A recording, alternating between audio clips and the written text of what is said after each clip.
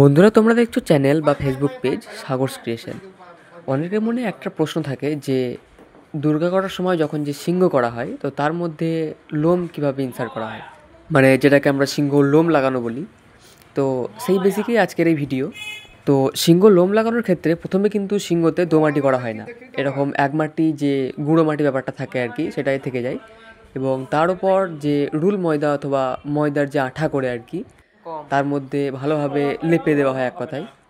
লেপে নেওয়ার পর এরকমভাবে পাট আর কি, পাটকে এরকমভাবে কেটে নিয়ে ভালো রকমভাবে সাজিয়ে এরকমভাবে আঠা লাগানো পায়ের ওপরে ঠিকঠাক মতো পা বা বডি সবগুলোতেই এরকমভাবে ঠিকঠাক অ্যাডজাস্ট করে কিন্তু বসিয়ে দিতে হয়, যেটাকে আমরা লোম বলি। তো সেটাকে বসিয়ে দেওয়ার পর এখানে করা হয়েছে অ্যারাউটের আঠা। সিংহর লোম লাগানোর ক্ষেত্রে কিন্তু এই আঠাটাই বেশি কিন্তু ভূমিকা পালন করে লোমকে বসানোর ক্ষেত্রে গায়ের মধ্যে। আর এই আঠাটা তৈরি করতে টাইম লাগে প্রায় 1 ঘন্টা, 1.5 ঘন্টার কাছাকাছি। যতক্ষণ আঠার মধ্যে ভালো রকম চিট আসে আর কি, ততক্ষণ আঠাটাকে তৈরি করতে হয়।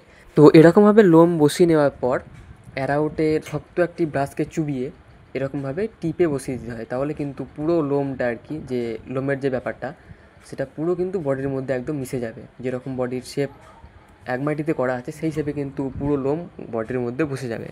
তো সিংহ লোম লাগালে কিন্তু সিংহ দোমাটি করার থেকে দেখতে অনেকটাই ভালো লাগে। এই সিংহ যখন শুকিয়ে যাবে আর কি, অ্যারাউট যে শুকিয়ে যাবে তখন এর মধ্যে সেট করা হবে আর কি, এরকম গুঁড়ো রং দিয়ে সেট করে দেওয়ার পর প্রায় লোমগুলো কিন্তু অরিজিনাল মতো দেখতে লাগবে। ভিডিওটি ভালো লাগলে ভিডিওটিকে একটি লাইক করে দিও, আর ফেসবুক পেজ থেকে দেখলে চ্যানেলটিকে ফলো করে দিও, আর ইউটিউব থেকে দেখলে চ্যানেলটিকে সাবস্ক্রাইব করে দিও। আরও ইনফরমেটিভ ভিডিও পেতে চ্যানেলটিকে ফলো করে রাখো। আসছি পরবর্তী ভিডিওতে, ততক্ষণের জন্য টাটা।